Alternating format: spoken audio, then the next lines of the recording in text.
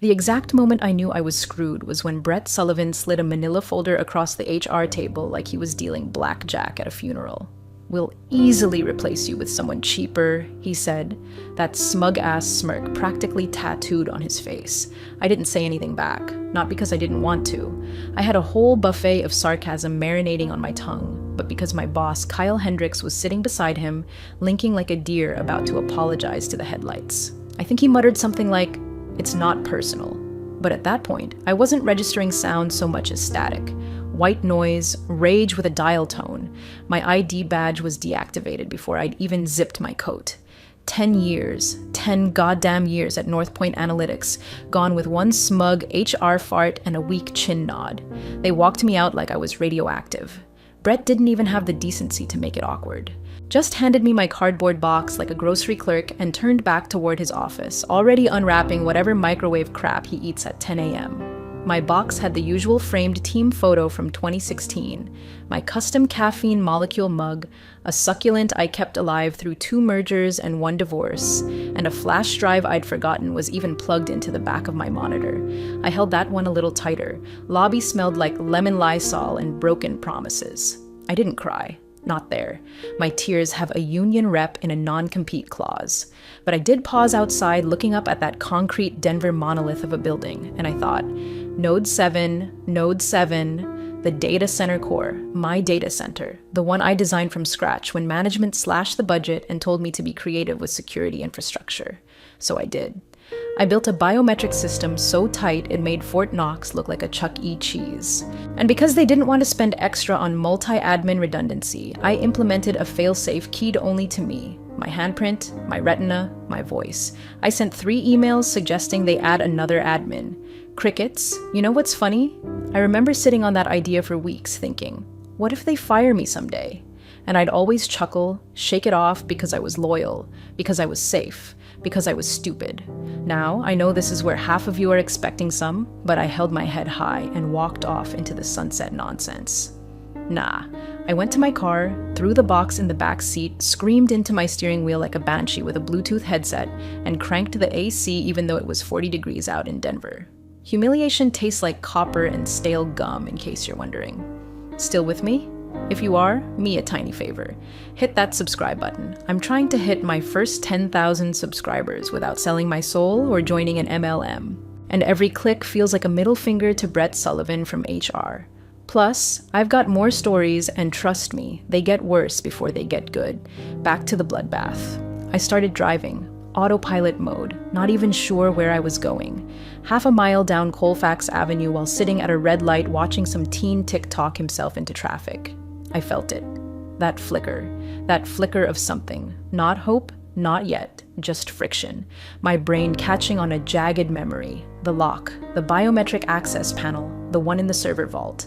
It took 2 years to get budget approval for that thing. State-of-the-art triple layer scan. Only one credential. Mine. My voice is the override. My retinas. My goddamn palm print. They never fixed that. I know they didn't because I asked 3 times and Kyle always said the same thing. Let's just circle back next quarter. Well, Kyle, buddy, you're about to be doing laps around that locked door. Suddenly I wasn't sad anymore. I wasn't even angry. I was curious.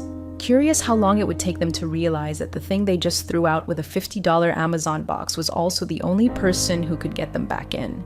I turned off the radio. The silence in the car was delicious now, like pre-thunder air, thick with possibility. My phone buzzed once. Then again, 2 missed calls from a known number. I didn't answer. Not yet.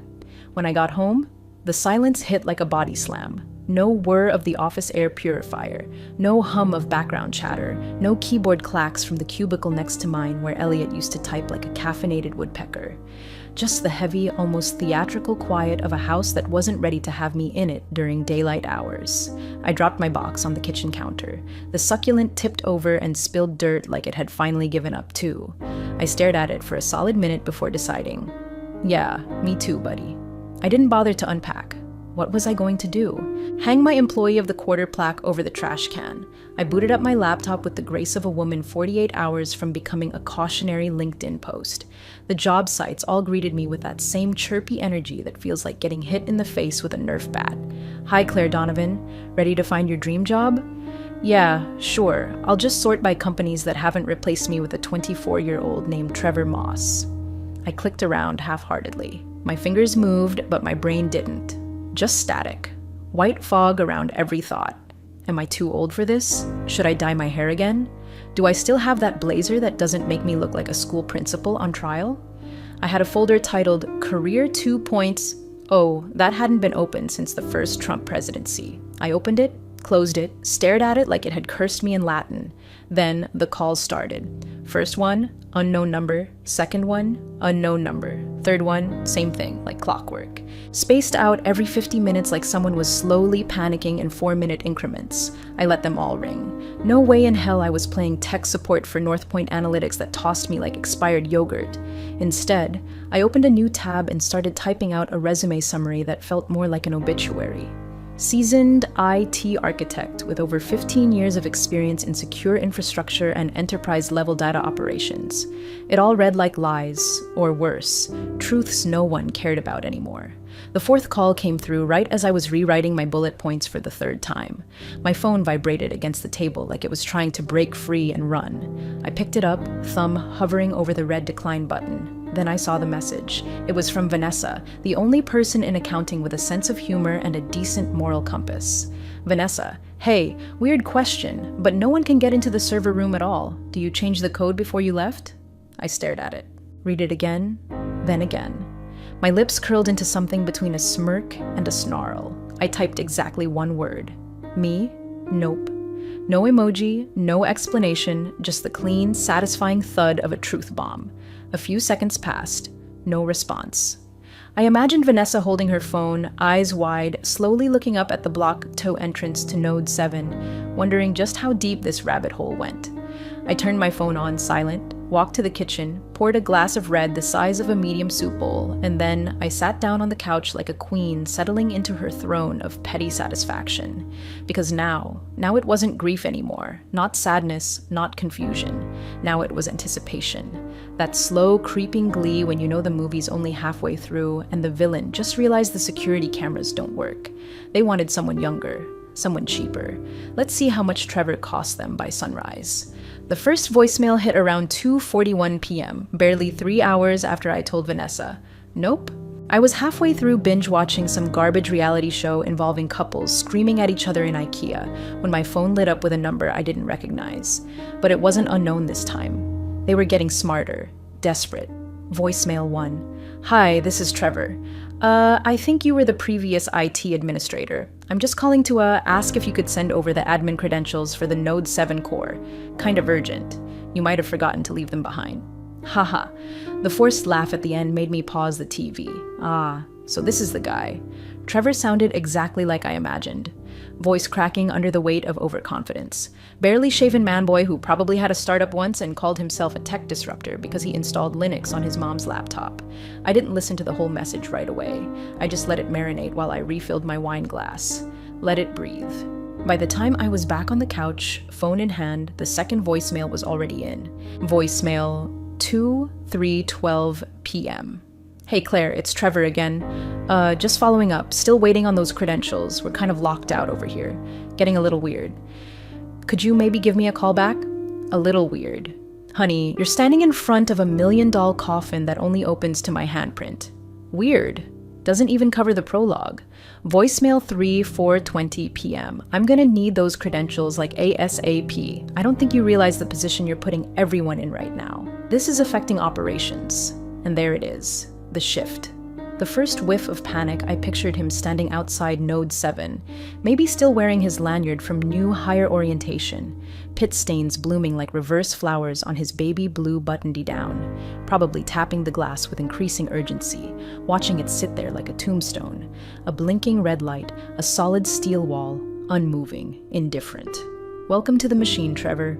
By voicemail number 4, he dropped all pretenses. Voicemail 4:53 p.m. Look, I know we didn't exactly get off on the right foot, but this is really serious. I've got people breathing down my neck. I need to get into the server room, or Christ, someone needs to. Can't you just help out, please? I played that one twice. There was something magical about the way he said please, like it physically hurt him. I didn't feel bad, not even a little. That part of me, the part that used to feel guilty, that would have rushed in to save the day out of some martyr's sense of duty, had curled up and died somewhere between Brett's smirk and the sound of my ID badge getting denied at the turnstile. The fifth message was almost tender. Voicemail, 5:47 p.m. Hi, Claire. Trevor again. I don't know what to do. The CTO's here now. He's not happy. I told him you might have. Maybe you had a reason for not leaving the access. Maybe they didn't treat you right. I don't know. But can you please just help us? Even if it's just temporary. I closed my eyes and pictured Trevor sitting on the floor outside Node 7, arms wrapped around his knees, rocking slightly as the executive team paced behind him like caged tigers. The smell of burned pizza from the overworked break room microwave, the click, click, click of someone's heels as they stormed past for the fifth time. This was no longer desperation. This was penance. I didn't reply. Not yet. The longer I waited, the more expensive their apology would become. The call came at 7:34 p.m. Kyle Hendrick's name lit up my screen like a mosquito in a bug zapper. Glowing, twitching, doomed. I hadn't heard from him directly since that's not personal. Symphony back in the HR room where he sat like a sad ventriloquist dummy while Brett pulled the strings and shredded my career. Seeing his name now, I didn't feel dread. I felt a cold, precise interest like watching a slow-motion car crash from inside an air-conditioned diner. I didn't answer. Let it ring out. 50 minutes later, another call. Same name. This time I picked up. Claire. Hey, glad I caught you. Kyle said too cheerful too fast. That tone he used in meetings when trying to pivot out of admitting he forgot the agenda. I replied just that. Let him dangle. Listen, I just wanted to check in. You know, no hard feelings, right? I always thought you were a valuable part of the team. I didn't say anything. Silence stretched so long I could hear the faint hum of air conditioning on his end. Maybe he was still in the building. Maybe outside Node 7, pacing like an over-caffeinated lab rat. So anyway, he continued, already sweating through his own fake friendliness. We seem to be running into a small hiccup here. Nothing major, of course, but Trevor's had a little trouble accessing the core system. Apparently, some of your, procedures weren't documented. Hiccup. Cute word for catastrophic infrastructure lockdown. You mean Node 7? I asked, still calm. A pause just a beat too long, right? Yeah, Node 7, we're just hoping you could, step in, be the bigger person, maybe help us resolve it quickly and professionally. There's really no need to escalate this. Ah, there it was. The pivot buddy-buddy to corporate passive aggression in under 30 seconds. A record even for him. Claire, he added more slowly now, you do realize you still have professional obligations, legal ones. Withholding critical access credentials could be seen as sabotage. We'd really hate for this to go down that road. I let him stew in his little legal fantasy for a moment. Then I took a slow sip of wine and said, Kyle, do you remember the Q3 security audit I sent you? Silence, not even breathing. The one where I explained the single point of failure risk with the biometric lock system. The one where I recommended adding a redundant administrator just in case I was hit by a bus. Or, I don't know, terminated without warning. I could almost hear his Adam's apple panic swallow. The one I continued voice still silk, signed off on ignoring because it would have cost North Point Analytics $800 for a secondary license. The same $800 that could have prevented all of this. Kyle finally inhaled sharp and shallow like a man realizing he'd walked into a lion's den with pork chops taped to his thighs. I didn't wait for his excuse. I didn't need it. I tapped the red button and ended the call. The silence afterward felt like a standing ovation. I leaned back on the fading buzz of adrenaline humming behind my ribs. Not rage this time, not sorrow, but something clean, electric, and satisfying. Power. Real power. Not granted, not requested, claimed. The group chat was still called Control-Alt-Delinquents. We'd started it during the pandemic when Zoom meetings made everyone lose grip on time, sanity, and the will to pretend Kyle wasn't useless. It had gone dormant the past few months. Promotions, resignations, 2 co-workers slow slide into quiet quitting. But now it lit up like Christmas in a meth lab. I posted first. Claire Donovan. So anyone sleeping in the server hallway tonight or just Trevor? 3 seconds. Then a rapid-fire explosion of messages. Preston says ops, face page facilities. Girl, it's a zoo over here. Morgan accounting, they ordered 16 pizzas to the 4th floor. 4. And all the execs are in the hallway like it's burning. Preston Trevor tried to socially engineer the lock. Told the scanner he was Claire with deepfake AI voice mod tech. Lock didn't even blink. Paige Brett tried to get in by yelling executive override like it was Star Trek. Door said no. Morgan losses are hitting $2.3 million an hour per finance. They pulled 2 entire teams off-site just to troubleshoot the human element. Code name operation. I read each message slowly, sipping red like I was watching Game of Thrones, but the dragons had MBAs and the White Walkers worked in middle management. Trevor, it seemed, had spent the better part of his night pacing outside the Node 7 core like a kid locked out of his own birthday party. Someone had brought him a folding chair. Someone else, probably Brett, blamed the cleaning crew. Kyle, according to Preston, spent most of the afternoon in the break room pretending to coordinate with legal while stress-eating trail mix like it was his last meal on Earth. Then came the photo. Paige sent it. Grainy, slightly tilted, probably snapped on the sly. 10 executives, real adults in tailored suits, slumped along the tiled corridor outside the data center, backs against the wall, phones dead or dying, shoes off, ties loosened, eating cold pepperoni pizza off paper plates like they were extras in some post-apocalyptic Office Depot remake. Paige, they've been here since 10 a.m. They're going to try external consultants tomorrow. Trevor's eyes are twitching. I stared at the photo for a long moment, not in awe, not even in joy. It was deeper than that. Something between satisfaction and strategy. This wasn't just funny anymore. This was leverage. They weren't calling me because they couldn't fix it. They were calling me because they never planned for the possibility that I might walk. I had been a fixed part of the background to them like office wallpaper. Reliable, predictable, permanent. And now they were sleeping on tile floors and bleeding millions. The power had shifted. So I started planning. Not revenge. That was already underway. Terms, real ones, expensive ones, public ones. If they wanted access, they weren't just going to beg. They were going to pay. Not just with money, but with humiliation, submission, acknowledgement. Because if I'd been invisible to them before, they were about to learn exactly what it cost to ignore the woman who held the keys to their kingdom. They brought in the cavalry at 8:12 a.m. sharp. Preston messaged first. Preston, oh my God, Claire. They brought in the suits, the black badge boys, external ops. I think they're from Iron Bridge Security.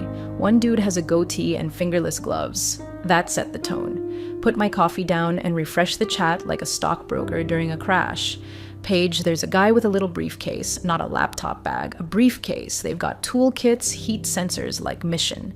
Impossible, Morgan. One of them just asked if the server room door listens for acoustic anomalies. What does that even mean? I already knew what was coming. I'd built it that way.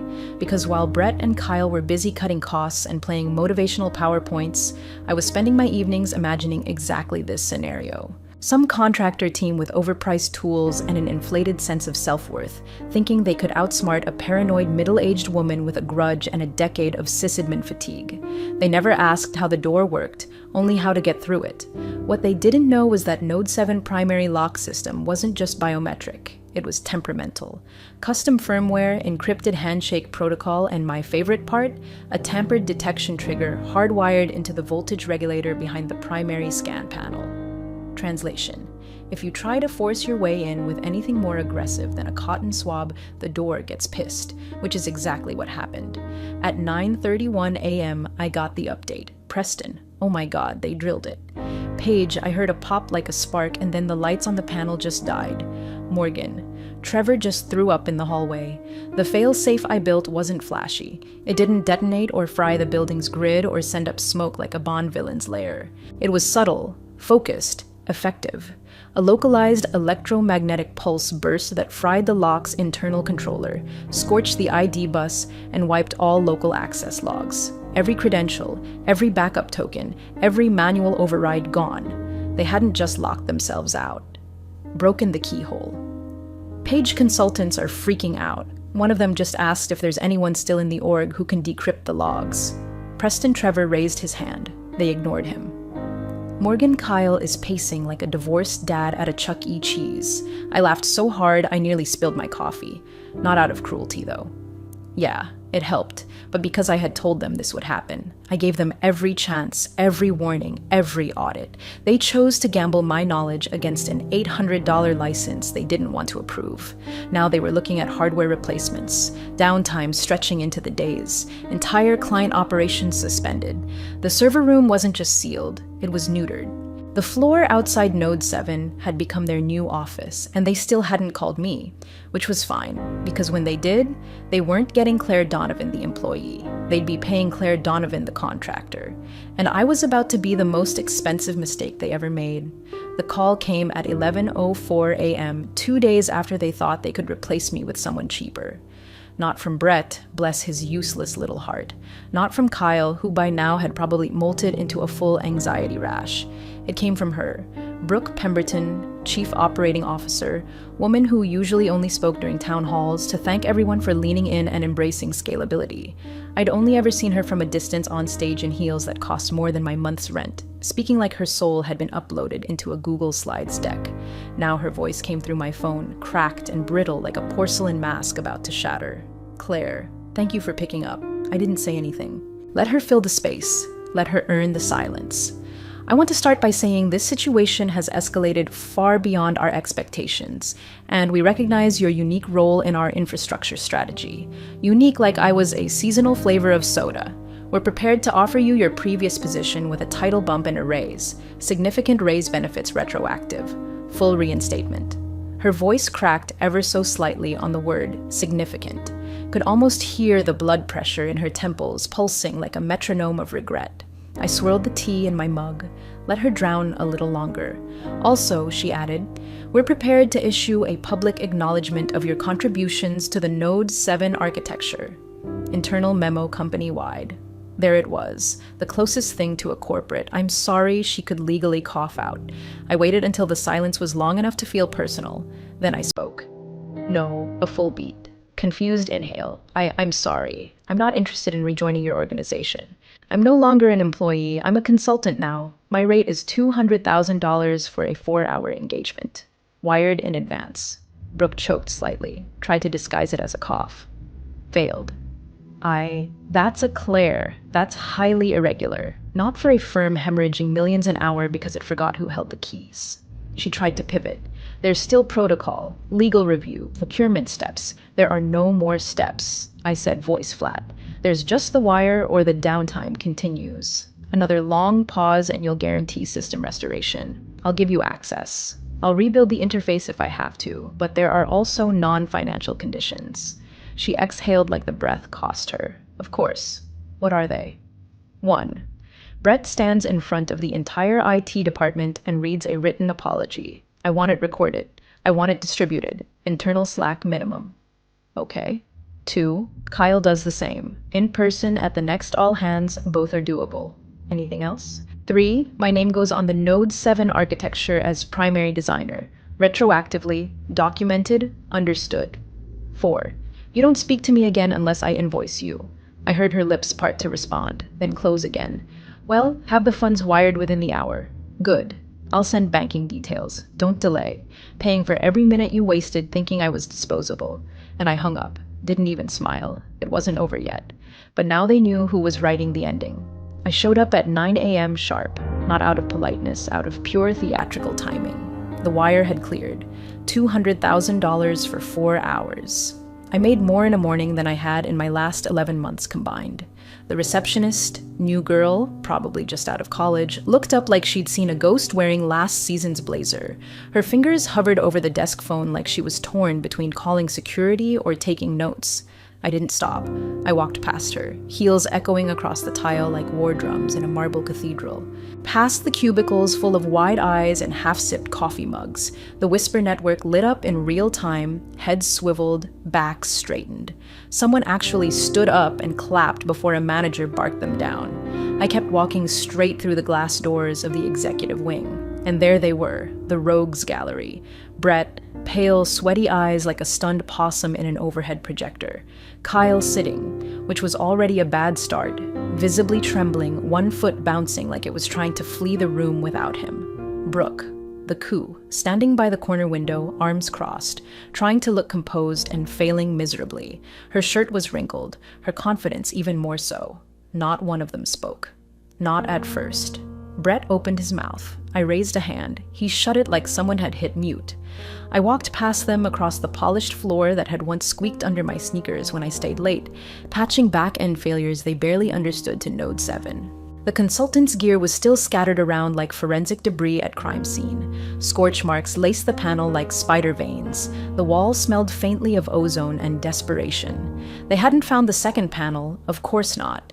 It was hidden behind a thermal false front I'd built during a weekend they never paid me for. I knelt, pressed my palm to the cold, smooth casing, and slid the shield aside. There it was, my insurance policy. I activated the hidden Bluetooth sync on my phone, authenticated via Retina, voice print, and thumb. System recognized me in under 4 seconds. The reboot took 90. During that minute and a half, no one spoke. No one dared. The lights flickered. A soft chime. The status bar crawled across the screen. Then, click. A beautiful mechanical sigh. The sound of redemption. The massive steel door to Node 7 unlocked and slowly, gracefully swung open. Air whooshed out of the room like it was exhaling after days of suffocating and incompetence. I stood, turned, faced Brooke, who had stepped forward with that old executive posture, but her eyes said, "Thank you," in 12 different dialects of regret. My 4 hours are up. I didn't wait for a response, didn't shake a hand, didn't let them fumble through a closing statement or ask for clarification. I walked past the flaking silence, past the rows of monitors that used to buzz under my care, past the very men who thought they could replace a legacy with a LinkedIn post. No nod, no wave, just the door hissing closed behind me. Let them figure out the rest. They bought 4 hours, not peace of mind, not forgiveness, not a second chance, just the beginning of a reckoning. And I hope every damn bite reminds them who built their empire and what it cost to forget her. Thanks for watching, you cubicle warriors. Hit that subscribe button. Unless you're my old boss, then you're on your own.